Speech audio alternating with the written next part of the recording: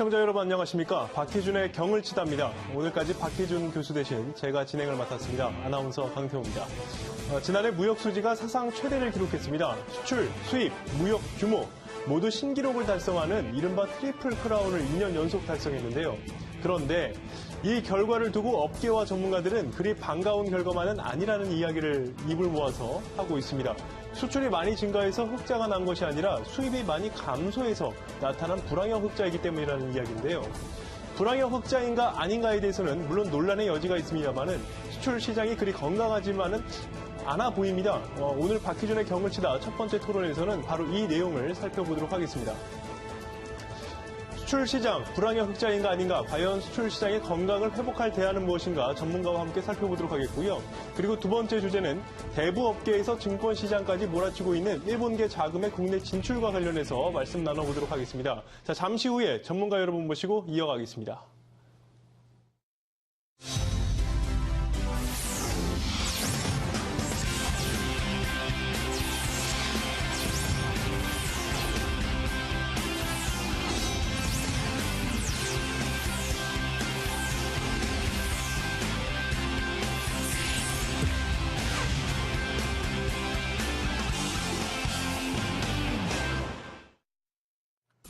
흑자라는 말을 들으면 기분이 좋은 것이 보통인데요. 이번엔 좀 다릅니다. 이 사상 최대 수준의 불황형 흑자가 났는데요. 지난해 11월 경상수지는 114억 1천만 달러로 흑자를 기록했는데요. 이렇게 되면 2012년부터 3년 연속 흑자 행진이 이어진 겁니다. 지난해 수출은 6,215억 달러로 전년보다 0.5% 증가하는 데 그쳤는데요. 0%대에 머문 지난해 수출 증가율은 2009년 이후 5년 만에 가장 낮은 수준입니다. 한편 지난해 상품 수입은 2,287억 달러로 전년보다 1.7% 줄었고요. 수입은 2012년부터 3년째 감소세를 이어가고 있습니다. 이 상황이 이런데도 대규모의 경상수지 흑자 기록이 난 것은 수출과 수입이 동시에 줄어든 가운데 제유가 하락으로 수입이 수출보다 더 큰 폭으로 감소했기 때문입니다. 그런데 한국은행과 정부에서는 불황형 흑자 논란에 속해서 선을 긋고 있습니다. 현 상황에서 경상흑자를 불황형 흑자로 보기는 어렵다는 그런 입장인데요. 과연 최근의 경상수지 흑자를 있는 그대로 여겨도 되는 것인지, 아니면 일각의 우려대로 불황형 흑자라면 실속 있는 흑자를 낼 수 있는 방안은 무엇인지 지금부터 경을 쳐보도록 하겠습니다. 스튜디오 나와주세요. 네, 김정은 아나운서 잘 들었습니다. 경상수지 흑자 랠리에 대해 정리를 해봤습니다. 불황형 흑자를 걱정해야 하는가? 전문가 모시고 여러 가지 이야기를 나눠보면서 앞으로 이야기까지, 전망까지 함께 나눠보도록 하겠습니다. 건국대학교 경제학과 최백은 교수 자리해 주셨습니다. 안녕하십니까, 교수님? 네, 안녕하세요. 예. 사상 최대치의 어떤 흑자 규모를 이어가고 있다는 것은 참 좋은 일인데 이것이 불황형 흑자다라는 논란이 일고 있습니다. 어떤 이유 때문일까요? 불황형 흑자가 사실은 학문적인 개념은 아닙니다. 단지 흑자의 유형이 그러니까 우리가 흑자하면 아까 리포터가 얘기했듯이 굉장히 기분 좋은 현상인데요. 예. 근데 그게 이제 별로 반갑지 않은 어떤 하나의 내용이 있다 보니까 이제 앞에 수식어를 붙여가지고 불황형 흑자라고 부르는 건데요. 말 그대로 그러니까 불황이라는 성격하고 경상수지 흑자가 이제 결합되어져 있는 현상을 이제 얘기를 합니다. 얘기를 하는데 저는 이제 사실상 내용상으로는 그러니까 사실은 이제 불황형 흑자다. 많은 전문가들이 얘기하듯이요. 이렇게 얘기할 수 있는데요. 첫째, 우리가 지금 상황이 불황이라는 것에 대해서는 뭐 대부분의 일반인들이 그러니까 다 동의를 할 겁니다. 그러니까요.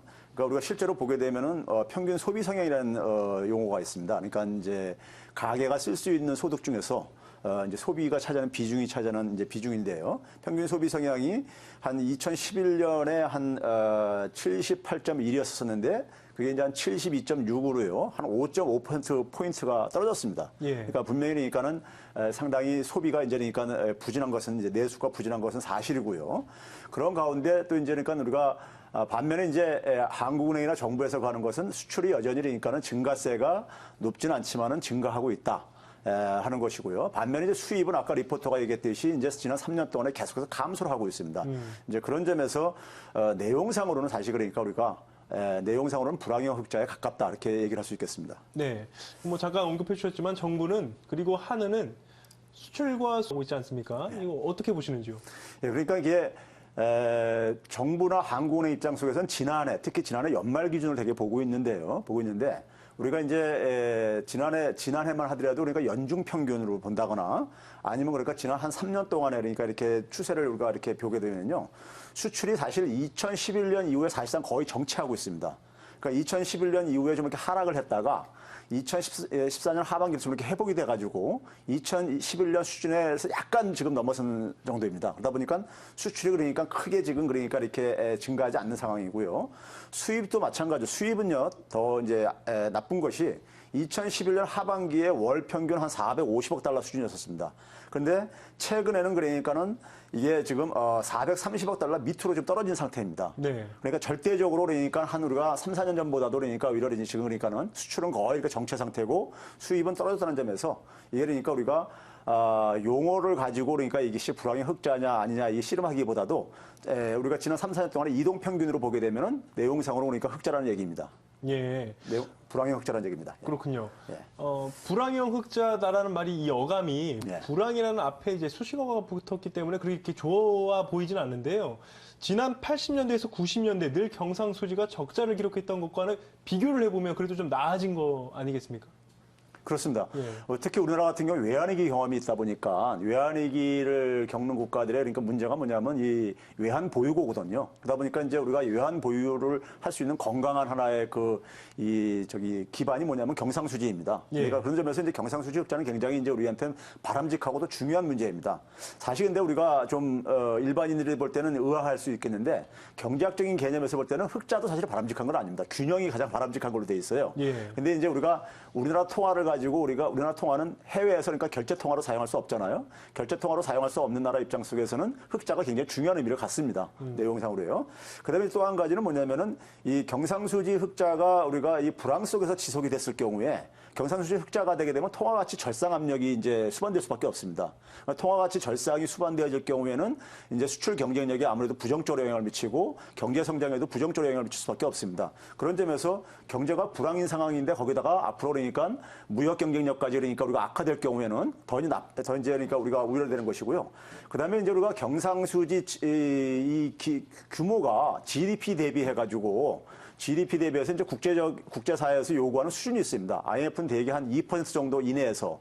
그다음에 2010년도에 우리나라 서울에서 G20 정상회담이 있었죠. 예. 그때 되게 합의했던 것이 GDP 대비 많아야 4% 이내에서 관리를 해야 된다. 이런 이제 요구가 있었습니다. 근데 우리나라 같은 경우 지금 보면 6%가 넘는 수준입니다. 그러다 보니까는 그리고 올해도 더 이제 증가할 걸로 예상이 되어지고요. 그런 점에서 국제사회로부터 그러니까 원화 절상 압력이 앞으로 계속 증가할 수 있는 상황이기 때문에 이게 그러니까 우리가 건강한 경상수지 흑자면 괜찮은데 불황형 경상수지 흑자 같은 경우에는 향후 그러니까 경제 체질을 더 나쁘게 만들 수 있는 요소가 있기 때문에 우리가 이제 이것을 걱정하고 있는 겁니다. 그렇군요. 전체적으로 금융시장이 자국의 가치를 방어하기 위해서 그러니까 자국의 통화 가치를 절하시키기 위해서 노력하고 있는데 그렇죠. 우리는 경상수지 흑자 규모를 이어가면서 아무래도 좀 절상 압력을 받고 있다. 그렇죠. 예, 이것이 좀 우려스러워 예. 보이는데요. 우리가 함께 이 내수 부진이 지속되고 있다라는 것, 이것도 함께 우려할 부분 아니겠습니까? 그렇습니다. 이 사실 불황형 경상수지 흑자가요. 경상수지 흑자가 불황형 흑자라는 것이 기본적으로 발생하는 국가들의 공통점이 뭐냐면 내수 부진입니다. 우리보다 먼저 경험한 나라가 일본입니다, 사실은요. 그러니까요. 그러니까 우리가 경상수지를 결정하는 요인을 우리가 생각해 보면 되는데요. 경상수지의 대부분은 이제 무역수지이고, 무역수지는 결국 수출과 수입에 의해서 결정되어지는데, 수입이 줄어든다는 얘기는요, 수입을 결정하는 요소가 이제 소득입니다. 소득이 그러니까 그만큼 이제 정체가 예. 됐거나 아니면 그 경제 주체들이 그러니까는 소비자들이 소비를 못 하고 있다는 얘기는 미래가 굉장히 불확실할 때라든가 이랬을 때 이제 그러니까는 소비가 줄어들는데 소비가 줄어들게 되면은 해외 소비인 수입도 줄어들 수밖에 없습니다. 반면에 이제 그다음에 수출 측면에서 보게 되면요, 우리나라 수출에 영향을 미치는 요소는 해외 경기. 가 가장 큽니다. 한 85%가 해외 경기에 의해서 좌우돼주고 환율이 이제 두 번째 나머지 정도를 차지하고 있는 거거든요. 네. 근데 해외 경기가 굉장히 안 좋기 때문에 지금 금융위기 이후에 지금 그러니까 글로벌 세계 경제가 굉장히 장기 저성장 국면에 진입하고 있다 보니까는 그리고 또 이제 각 국가들마다 무역 전쟁도 벌어지고 있고요. 그런 점에서 이게 지금 이제 경상수지 흑자가 나타나고 있는 건데요. 우리나라 내수 부진은 사실상 이제 문제는 뭐냐면 구조적인 문제라는 얘기입니다. 문제는요. 이게 이제 그러니까 이 구조적인 문제라는 얘기는 지난 한 20년 동안에 탈공업화가 진행되어지면서 일자리 양극화가 벌어지게 되고 일자리 양극화라는 얘기는 중간 소득이 괜찮은 일자리가 줄어드는 반면에 좋은 일자리가 많이 안 만들어지고요. 그러면서 중산층이 감소하게 되고 소득 양극화가 이루어지면서 나타나는 하나의 현상입니다. 그러다 보니까 이 내수 부진이 그러니까 장기적인 문제라는 것은 굉장히 장기화되고 있다는 얘기는 구조적인 문제라는 얘기입니다. 그렇다면 좀 대책 마련이 좀 시급해 보이는데요. 불황형 흑자를 벗어나거나 아니면 이 현상을 좀 개선시키기 위해서는 좀 어떤 방법들이 마련되어야 할까요? 사실은 이게 간단치가 않습니다. 우리가 예. 내수의 취약성을 그러니까 근본적으로 개선을 해야 된다는 문제인데요. 그러니까 우리가 전문가들이 내수 주도 성장이라든가 그다음에 이제 우리가 기업 투자를 더 진작시켜야 된다. 말은 굉장히 쉬워 보이는데 그 수단이 그렇게 만만치가 않다는 얘기입니다. 그 이유는 뭐냐면요. 우리나라 결국 이 문제는 제조업이 탈제조업화가 진행되어지는 가운데 속에서 제조업의 경쟁력은 또 약화되어지고요. 그다음에 해외 경제 환경도 굉장히 지금 안 좋은 상황이 이게 맞물려 있는 상황이기 때문에 그런 상황 속에서 내수의 체질을 강화시키기 위해서는 우리나라의 산업 체계를 제조업 이후에니까는 새로운 성장 동력이라든가 새로운 좋은 일자리를 만들 수 있는 산업 체계를 전면적으로 재검토하는 것이 굉장히 시급합니다. 그것을 위해 가지고는 기본적으로 한국 경제를 이끌었던 기본적인 패러다임이라든가 시스템을 근본적으로 대수술을 해야지만이 가능한 것입니다. 그렇군요. 아무래도 우리 한국은 말씀하신 것처럼 그 패러다임을 변화를 시켜야 되는데 기존에는 수출 국가잖아요. 네. 대부분의 이제 수출로 먹고 사는 나라다라고 지금 평가를 받고 있기 때문에 수출을 확대시키기 위해서는 미국, 유럽, 중국으로 국한되어 있던 이 수출 시장을 더욱더 넓혀야 된다라는 이야기가 있습니다. 예, 근데 아까 앞에서 얘기했듯이 우리나라 수출을 결정하는 요소는 세계 경기입니다. 세계 경기라는 얘기는 결국 뭐냐면 해외에서 해외 예국인들이 얼마나 그러니까 수입을 해줘야 되는 거거든요. 예. 우리나라 수출이라는 것은요. 그다음에 예국인들의 수입이라는 것은 예국인들의 국민 소득이 결정하게 돼 있습니다. 그러다 보니까는 주요 국가들이 수출 비중이 높은 것은 어쩌면 당연한 겁니다. 단지 우리가 일반 사람들이 알고 있는 것과 달리 뭐냐면은 우리나라의 그러니까 주요 국가 비중이 굉장히 높지만은 신흥 국가들의 수출 비중이 최근에 굉장히 빠르게 증가하고 있습니다. 그러니까 2006년 이후부터 한 7년 동안에 보게 되면요.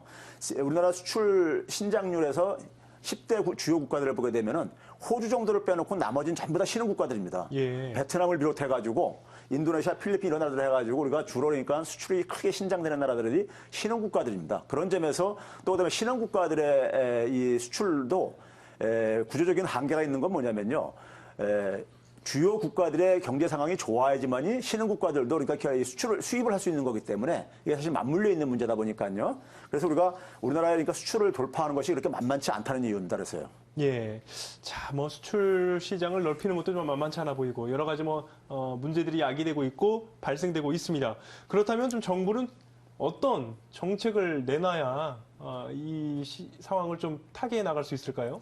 정부가 최근에 그래가지고 나는 대표적인 조치 중에 우리나라는 기본적으로 대기업 중심의 경제 구조거든요. 그래서 수출도 마찬가지로 한 3분의 2 이상을 대기업이 수행을 하고 있습니다. 근데 중소 중견기업들이 그러니까 사실 역할이 강화될 필요가 있는데 중소 중견기업들이 그러니까 우리가 특히 중소기업 같은 경우 우리나라 일자리의 88%를 차지하고 있거든요. 네. 그러니까 중소기업이 건강하게 체질이 강화되는 것이 바람직하다는 점에서 중소기업의 출구를 그러니까는 수출로 찾는 것은 굉장히 바람직합니다. 그런 차원에서 정부가 최근에 전문 무역 상사 제도를 법제화하겠다. 민간 차원에서 하던 것을 법제화하겠다는 이런 것은 굉장히 바람직한 저거고요. 그것과 더불어 가지고 중소기업이 직면한 어려움을 보게 되면 기술 개발이라든가 그다음에 그러니까는 그 아이디어가 있어서 제품화하는 데 있어서 굉장히 어려움을 갖고 있습니다. 특히 그다음에 뭐냐면 우리나라 교육제도와도 관련돼 있는 건데 혁신적인 기업가를 양성하는 역량이 굉장히 떨어지고 있습니다. 그러니까 이런 부분들은 그러니까 우리가 교육 시스템이라든가 그다음에 국가에 그러니까 우리가 중소기업 지원을 보다 효율적으로 좀 보완하는 이런 필요가 있을 것 같습니다. 네.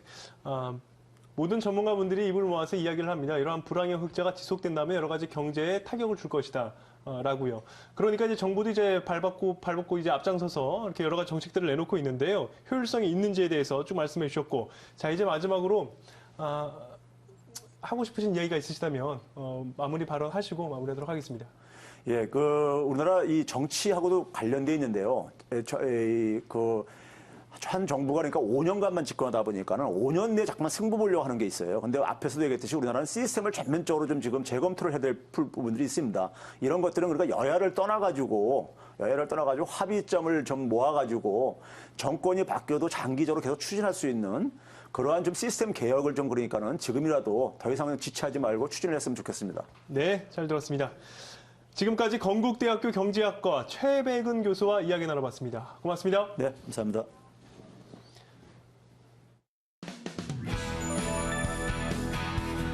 아침 사과는 금. 하루에 사과 한 알이면 의사가 필요 없다. 고도 하죠. 하지만 매일 아침 요 사과 한 개씩 챙겨 먹기란 쉽지 않습니다. 그렇다면 매일 아침 이 사과즙 한 봉씩 어떠세요? 제철 사과를 수확해 통째로 갈아 만든 사과즙. 자연즙과 사과즙입니다. 사과 원래의 맛과 향을 그대로 위생적인 포장에 담아 안전하고 간편하게 즐길 수 있는데요. 맛은 기본, 보관도 간편, 그리고 가격도 착합니다. 120ml 50팩 한 상자 가격이 3만 원. 자연즙가에서만 살 수 있는 파격가 3만 원에 백설공주도 울고 갈 사과즙 50팩을 드립니다. 좋다. 지금 전화 주세요.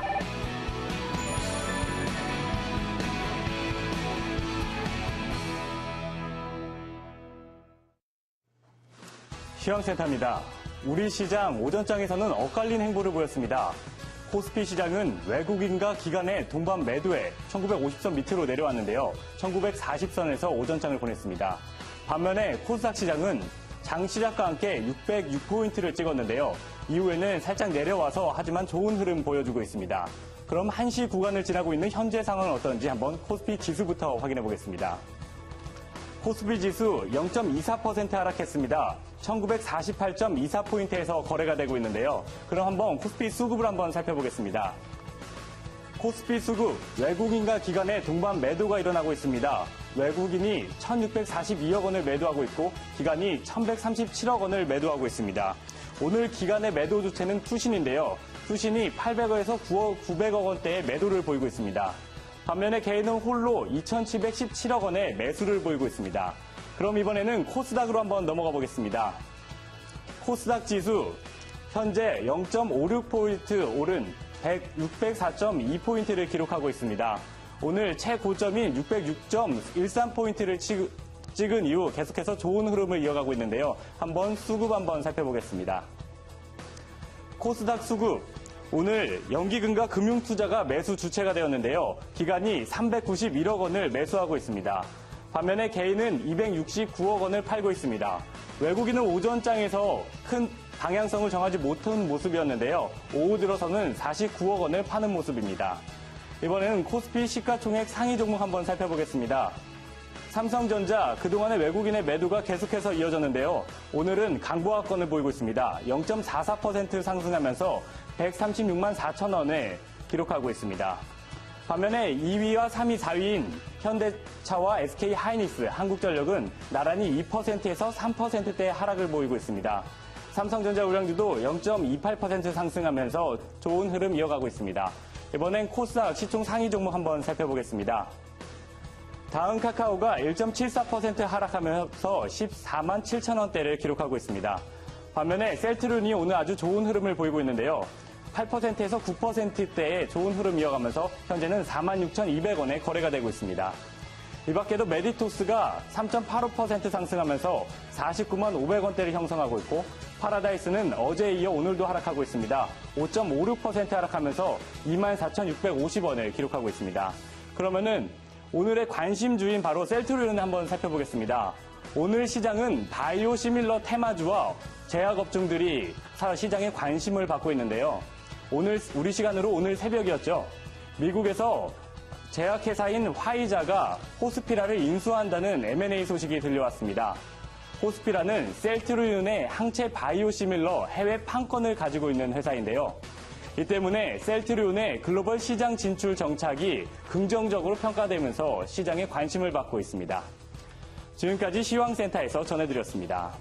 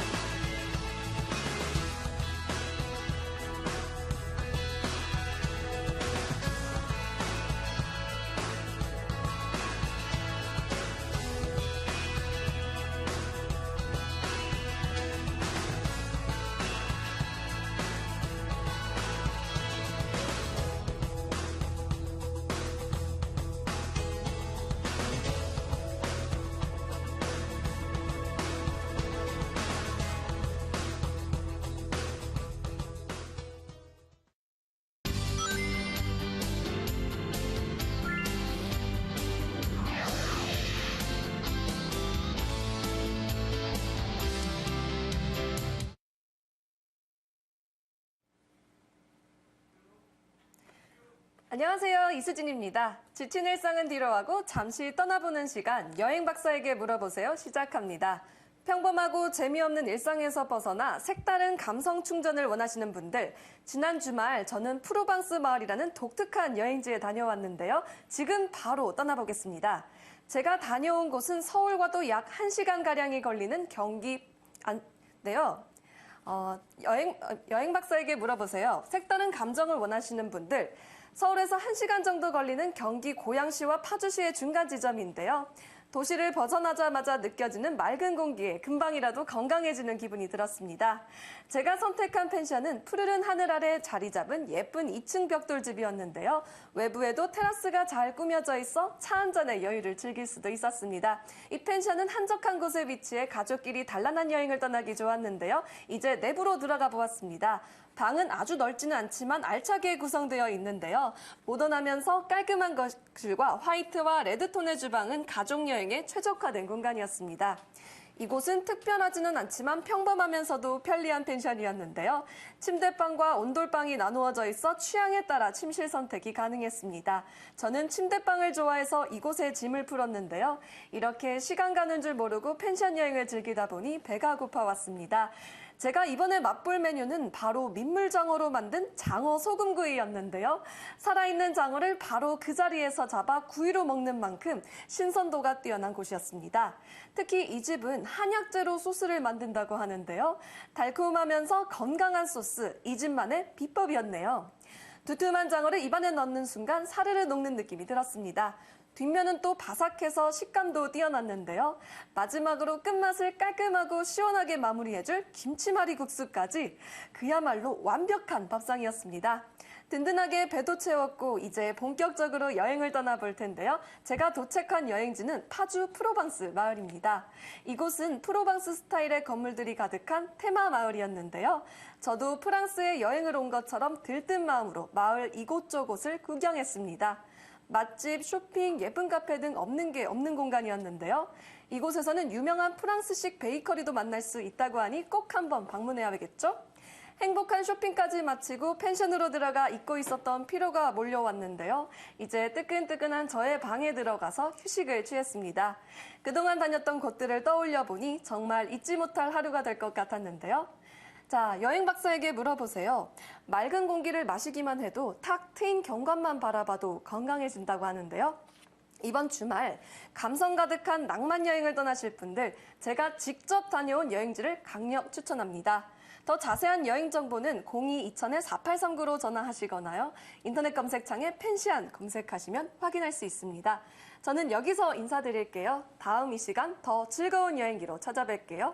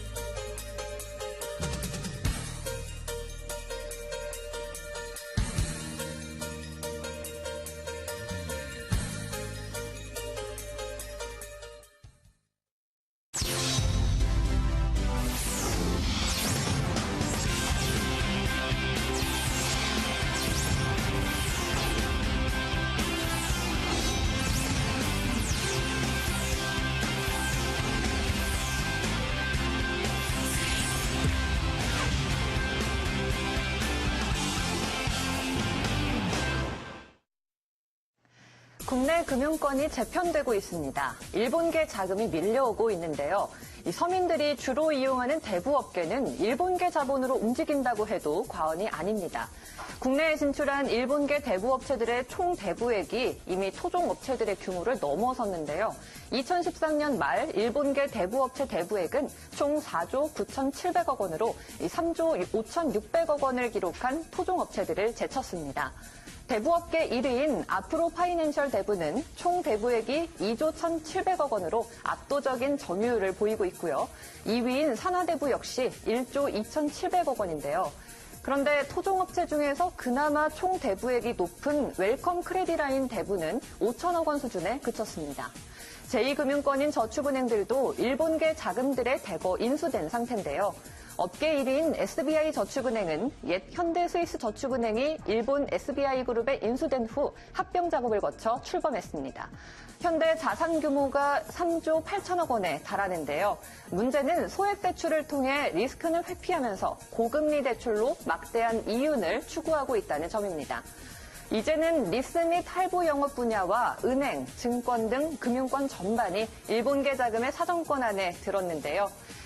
자산 규모 6조 4천억 원의 캐피털 업계 2위 업체죠. 아주캐피탈은 J트러스트를 새 주인으로 맞았습니다. 이 특별한 사유가 없는 한 J트러스트가 아주캐피탈을 차지할 것이라는 게 업계의 관측입니다. 금융권에서는 이번 인수를 시작으로 일본계 자금들이 캐피털 업체들을 인수할 것으로 내다보고 있습니다. 일단은 상황을 지켜봐야겠지만 굴러온 돌이 박힌 돌 뺀다라는 위기감이 커지는 건 어쩔 수 없는 것 같습니다. 새로운 국면을 맞은 지금 국내 금융권의 발전에 약이 되는 방법은 무엇인지 계속해서 경을 쳐보도록 하겠습니다. 스튜디오 나와주세요. 네, 김정은 아나운서 잘 들었습니다. 방금 들으신 대로 대부업계에서 증시까지 엔저 영향으로 이렇게 일본계 자금이 물려들 수가 없습니다. 따라서 우려의 목소리가 나오고 있는데요. 이번엔 이 내용을 살펴보겠습니다. 자본시장연구원 황세훈 자본실장님 자리해 주셨습니다. 안녕하십니까? 네, 안녕하세요. 예. 일본계 자금이 이미 제2금융권의 큰 손으로 자리 잡았습니다. 네네, 그런 것 따라서 여러 같습니다. 가지 우려의 목소리도 나오고 있는데요. 네. 우리 실장님께서는 어떻게 바라보고 계십니까? 일단 먼저 지나치게 우려할 필요성은 없지 않느냐, 아직까지는 그렇게 평가를 하고 있고요. 기본적으로 우리 경제의 대외 개방도가 높아지고 있기 때문에 이렇게 외국계 자금의 흐름은, 유입은 어떻게 보면 굉장히 자연스러운 현상이다라고 평가를 할 수가 있을 것 같습니다. 긍정적인 측면도 분명히 있는 것 같고요. 외국의 새로운 자금이라든지 혹은 새로운 경영 기법 같은 것들이 같이 들어오는 효과들이 있기 때문에 네. 일정 부분 긍정적인 효과가 분명히 존재를 하는데요. 예. 다만 이렇게 이제 외국계 자금이 흘러 들어오는 건 괜찮지만 특정 지역에 지나치게 집중되어 있다는 것은 한 가지 문제점으로 지적해 볼 수 있을 것 같습니다.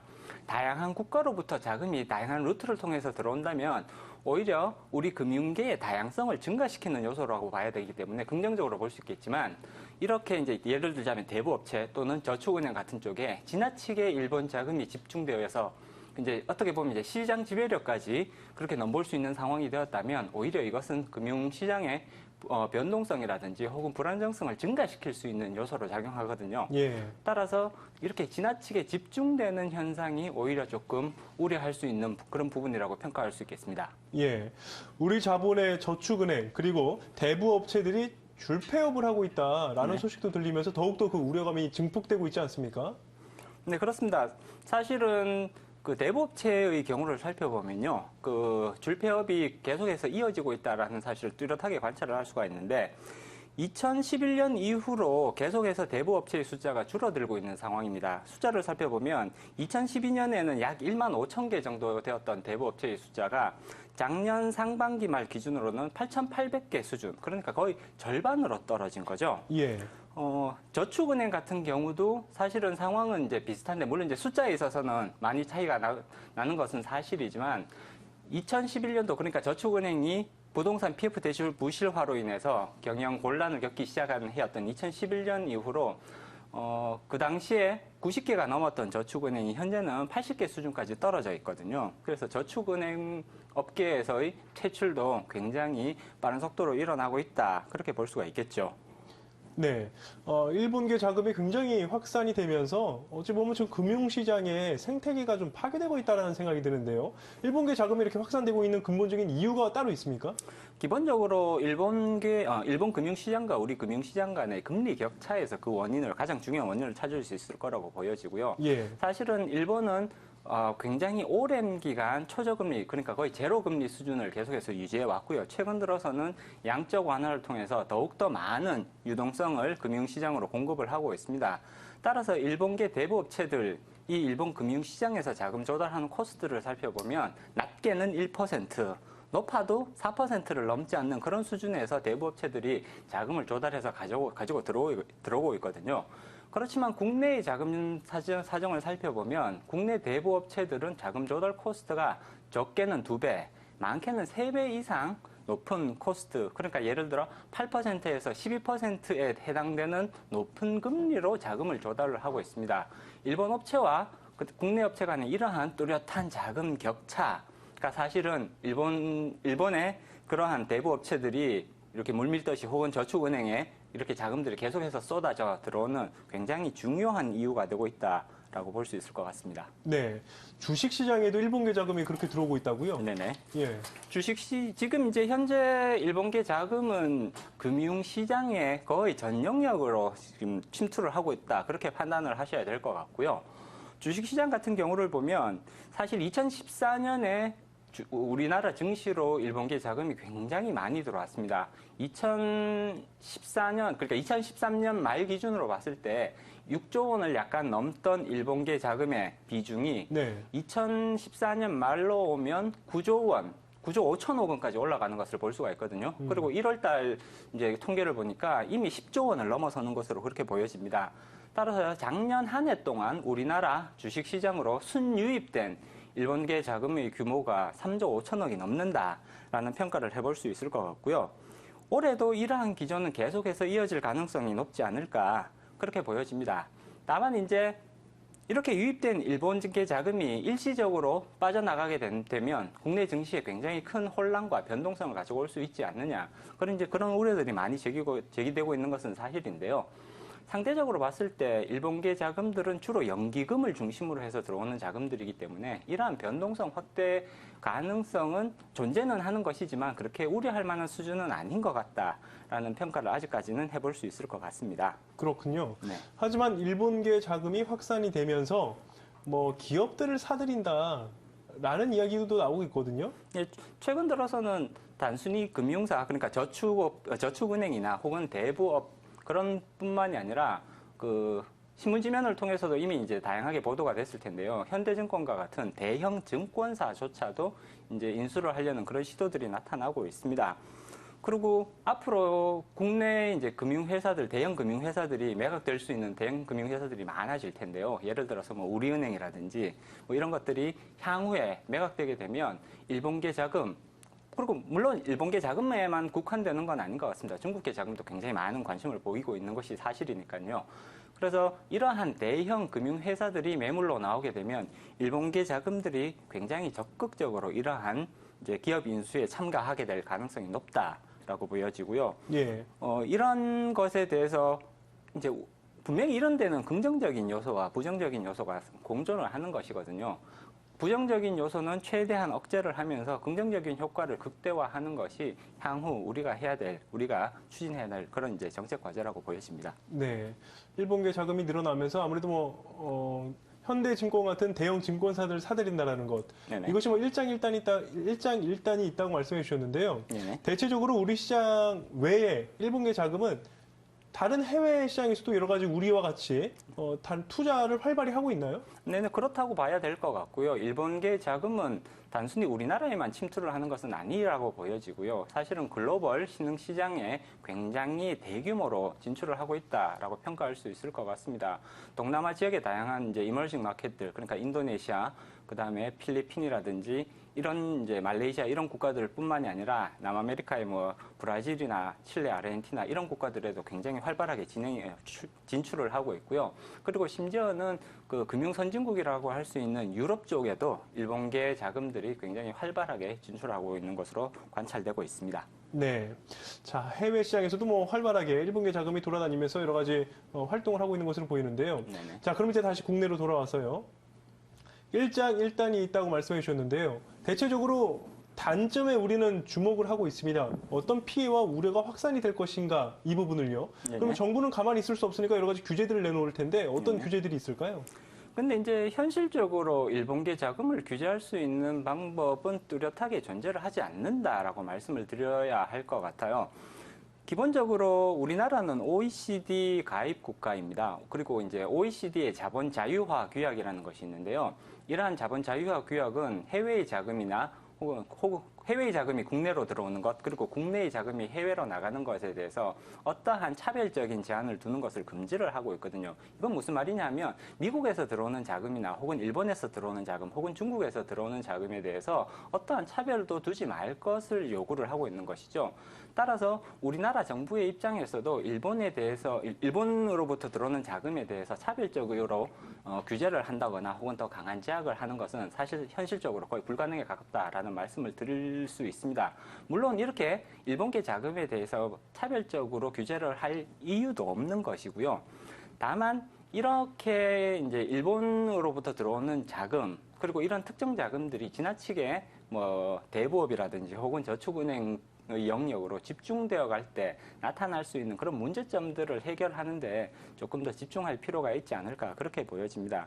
기본적으로 지금 일본계 자금과 국내 자금 간에는 굉장히 큰 자금 조달 코스트의 차이가 있습니다. 네. 한쪽은 굉장히 이제 비싼 자금을 써서 영업을 하는 것이고요. 다른 또 한쪽은 굉장히 싼 자금으로 영업을 하는 것이거든요. 따라서 이렇게 이제 어떻게 보면 약간 이제 불공정한 경쟁 상황인 거죠. 이제 이런 상황들이 국내 기업들이, 그러니까 국내 대부업체나 혹은 저축은행들이 적정한 수준에서 경쟁할 수 있는 그런 가능성들을 제약하지는 않는지 그런 것들을 조금 점검을 해서 국내 기업들이 동등한 조건에서 경쟁할 수 있도록 그런 환경을 조성을 해주는 것이 이제 가장 중요하다고 보여집니다. 네. 자, 공정하게 경쟁을 할 수 있는 환경들을 조성해 주는 것, 네네. 이것이 참 중요하다고 말씀해 주셨는데요. 네.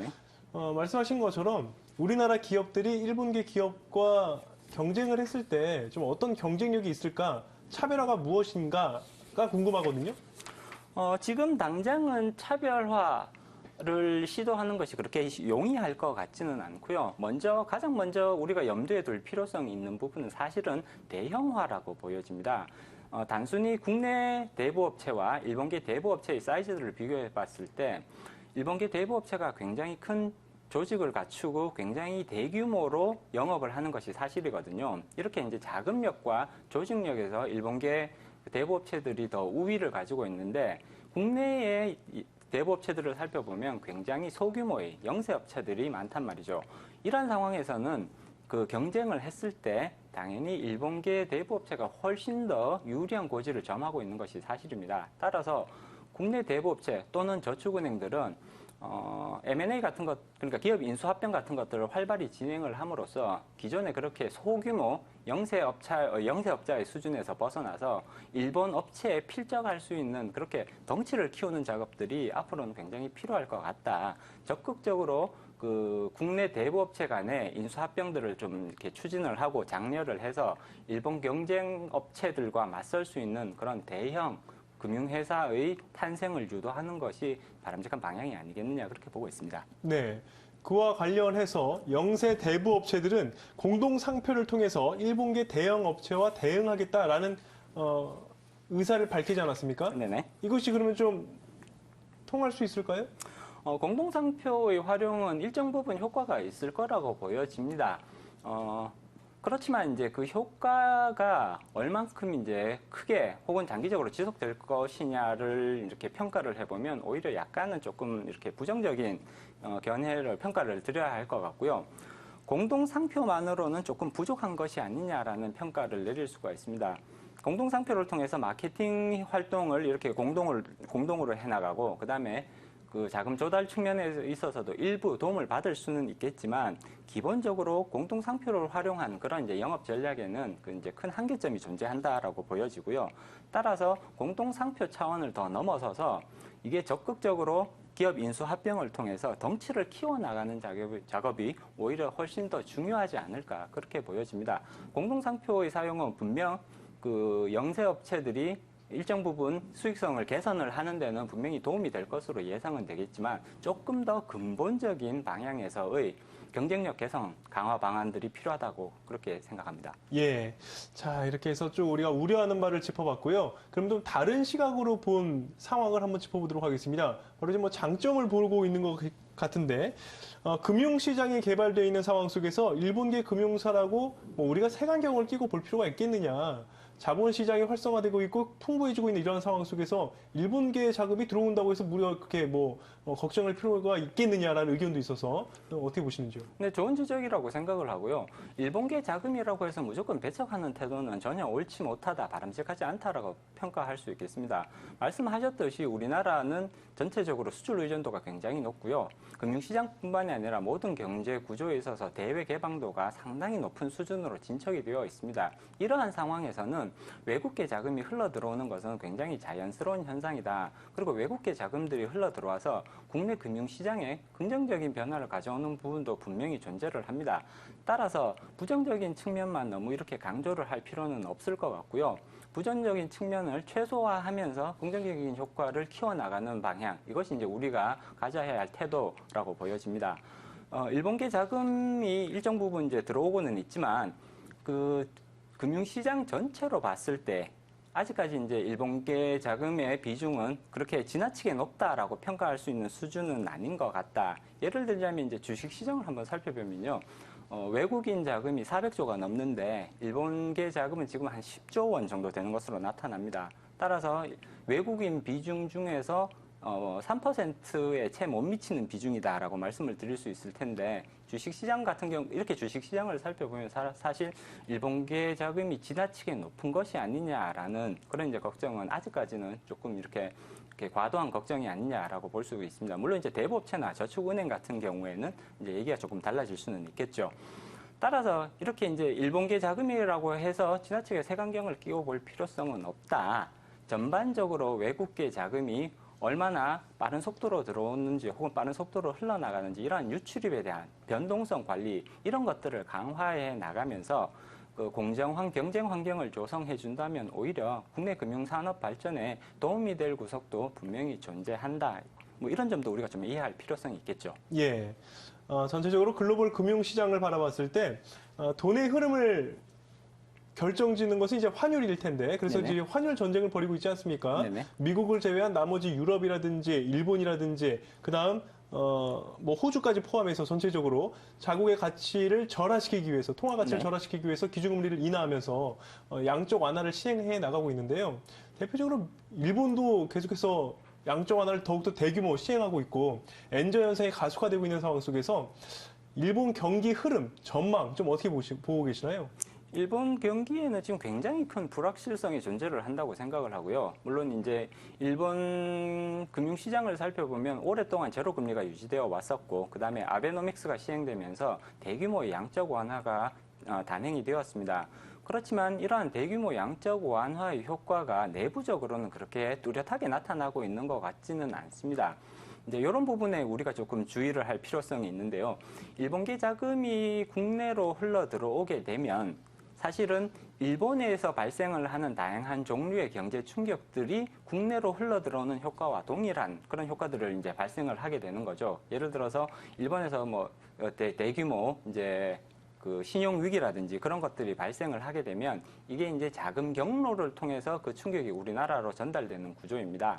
그렇기 때문에 앞서도 말씀드렸듯이 우리나라로 이제 흘러 들어오는 외국인 자금 경로 자금 유입 경로를 굉장히 다양화할 필요성이 있다. 일본계 자금이 지나치게 높아지게 되면 좀 전에 말씀하셨듯이 그런 일본에서 발생하는 다양한 종류의 리스크 혹은 충격 같은 것들이 바로 우리나라로 이제 넘어올 가능성이 커지기 때문에 그런 것이죠. 일본의 경제 상황을 살펴보면 사실은 현재까지는 아베노믹스가 어느 정도 시장에 효과를 내고 있는 것처럼 보이지만 굉장히 위험성은 오히려 더 커지고 있는 것이 아니냐라는 평가를 조심스럽게 내려볼 수 있을 것 같고요. 이러한 평가에 기초한다면, 그렇게 된다면 사실은 우리는 극단적인 경우에는 일본에서 그 2008년에 글로벌 금융위기와 같은 그런 대규모 위기 상황이 발생하지 말라는 법은 전혀 없는 것이거든요. 일본 자금이 지나치게 많이 들어왔을 때, 일본 자금의 비중이 지나치게 높아지게 되면 그러한 충격, 그런 위기 상황이 일본에서 발생을 했을 때 그 충격의 여파가 고스란히 우리나라로 전이되는 효과가 있습니다. 따라서 일본 자금이 들어오는 것은 물론 이제 긍정적인 효과가 많지만 장기적으로 봤을 때는 자금 유입 경로의 다양화 정책을 반드시 이제 병행해서 추진할 필요성이 있을 것 같고요. 그리고 또 한 가지 이제 중요한 것이 국내 기업들이 일본 기업들에 비해서 혹은 국내 금융회사가 일본 금융회사에 비해서 상대적으로 더 이제 불리한 그러니까 진입 장벽이라든지 혹은 영업 환경 같은 것들을 가지고 있는 것은 아닌지 그런 것들을 점검을 해서 국내 기업들이 받을 수 있는 그런 잠재적 피해를 줄여나가는 것이 중요하다고 말씀드릴 수 있을 것 같습니다. 예. 엔저 현상은 더욱더 가속화될까요? 당분간은 엔저 현상이 진행될 거라고 예상을 하고요. 다만 이제 현재의 수준에서 더 높은, 더 큰 폭으로 엔화의 가치가 떨어질 가능성은 그다지 높지 않을 것 같다라는 예상을 가지고 있습니다. 그렇군요. 네. 엔저 현상으로 인해서 일본계 자금이 확산되고 있고 또 일본 기업들과 비교해 봤을 때 가격 경쟁력에서 뒤지는 우리 한국 수출 기업들이 좀 피해를 보는 것이 사실이기 때문에 전망 이야기를 들어봤고요. 적절한 대책 마련은 좀 시급해 보이고 또 필요할 것 같습니다. 네네. 일본계 자금 확산에 따른 대비해야 할 우리의 방안들, 준비해야 할 태세, 준비 이러한 모습들을 어떻게 좀 갖춰줘야 되는지 마지막으로 정리 발언을 할 수 있게끔 제가 시간을 좀 드릴게요. 네네.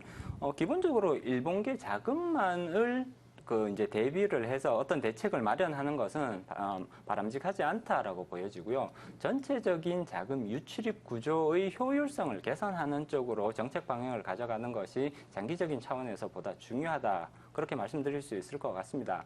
현실적으로 일본계 자금만을 그렇게 이제 제약하는 혹은 제한하는 그러한 방책들은 사실은 거의 존재할 가능성이 낮다라고 보여지거든요. 따라서 일본계 자금의 흐름을 면밀하게 추적할 수 있고 그것의 얼마만큼 빠른 속도로 혹은 얼마만큼 대규모로 자금들이 유입되고 있는지 거기에 대한 모니터링 시스템을 확실히 갖추는 것이 중요할 것 같고요. 그리고 또 한 가지, 지금 현재로서는 일본계 자금의 유입이 굉장히 대규모로 일어나고 있는 것처럼 보이지만 향후에는 중국계 자금의 유입도 굉장히 대규모로 일어날 가능성이 높다라고 보여집니다. 따라서 일본계 자금, 중국계 자금 이렇게 이제 인접한 두 이렇게 경제 대국으로부터 유입되는 그런 자금들을 면밀히 모니터링할 수 있는 그런 모니터링 체계와 그 다음에 거시적인 변동성을 줄일 수 있는 그런 변동성 완화 장치 같은 것들을 좀 더 효율성이 높은 수준으로 정비해 나가는 것이 향후 이러한 자금 유출입에 대비해서 우리가 할 수 있는 굉장히 중요한 역할이 아닌가 혹은 굉장히 중요한 정책 방향이 아니겠느냐 그렇게 평가할 수 있습니다. 네, 지금 말씀하신 것처럼 중국의 중앙은행인 인민은행은 지준율을 인하하면서 유동성 장세를 연출하고 있고요. 따라서 중국계 자금도 들어올 수도 있다라는 전망이 이야기가 들리고 있습니다. 그리고 일본계 자금은 지금 계속해서 확산되고 있고요. 또 다음 달부터 시행되는 ECB의 양적 완화로 인해서 유럽계 자금도 우리 시장에 들어올 것으로 보이거든요. 이렇게 다양한 글로벌 자금의 흐름에 따라서 우리가 투자 전략을 어떻게 세워야 될지 그리고 금융시장이 어떻게 변화해 나갈지 잘 모니터링을 해봐야 되겠고 외국계 자금으로 인해서 우리 시장이 일희일비하는 흔들리는 이러한 모습들보다는 아무래도 좀 중심을 잡는 모습이 굳건하게 좀 잡는 모습이 필요해 보이지 않을까 싶습니다. 네네. 오늘 말씀 여기까지 듣도록 하겠습니다. 자본시장연구원 황세훈 실장이었습니다. 고맙습니다. 네, 감사합니다. 사고나 사건에서 인명을 구조하기 위한 초반의 금쪽 같은 시간을 골든타임이라고 합니다. 이 말씀을 드리는 이유는 오늘 주제와 관련해서 여러 대책을 논의해봤지만 문제는 여기에 있는 것 같습니다. 대책 마련을 논하느라 이 시간을 허비하다가 제대로 된 대책 수립을 실천을 놓쳐서 불황형 흑자든 일본계 자금의 확산 문제이든 이로 인한 부작용을 해결할 수 있는 골든타임을 놓치게 되지는 않을까라는 우려 때문인데요. 소 잃고 외양간 고치는 우를 반복하지 않도록 현명한 대응이 필요하겠습니다. 박희준의 경을 치다 오늘은 여기까지고요. 다음 주에는 박희준 교수의 진행으로 다시 찾아뵙도록 하겠습니다. 함께해 주신 여러분 고맙습니다.